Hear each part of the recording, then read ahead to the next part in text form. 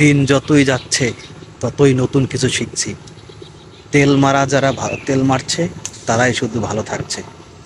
দেখবেন তেল মারা ব্যক্তিরাই সব জায়গায় তেলবাজি করে। সহজ সরল মানুষগুলো তাদের তেলে ডুবে পুড়ে মরে।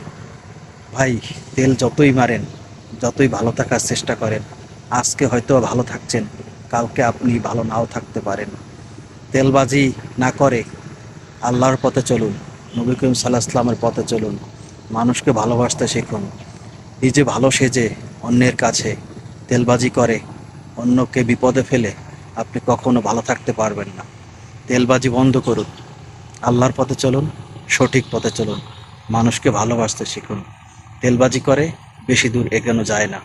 আজকে হয়তো আপনি ভালো থাকছেন অন্যের কাছে, কালকে ভালো থাকতে নাও পারেন। তেলবাজি বন্ধ করুন। তেলবাজি যারা করছেন তারা আসলে সাময়িক সময়ের জন্য ভালো আছেন।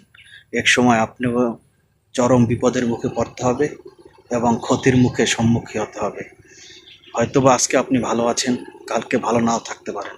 তেলবাজিগুলো বন্ধ করুন। যারা তেলবাজি করে অন্যকে বিপদের মুখে ফেলাচ্ছেন, ফেলিয়ে দিচ্ছেন, একটা কথা মনে করবেন, আল্লাহ যদি কারো সহায় হয়, আল্লাহ যদি কাউকে ভালো চায়, আপনি যতই তেলবাজি করে অন্যকে ভালো থাকার জন্য আপনি বিভিন্ন রকমের করছেন, বিভিন্ন রকম প্রশ্ন রটাচ্ছেন, বিভিন্ন রকম সমস্যা ফেলানোর চেষ্টা করছেন, আহ, আপনি মনে করবেন এক সময় আপনিও বিপদে পড়বেন। যারা তেলবাজিতে নিয়োজিত আছেন, তেলবাজি বন্ধ করুন, এক সময় বিপদ আপনাকেও আপনার দরজায় কড়া নাড়া দেবে।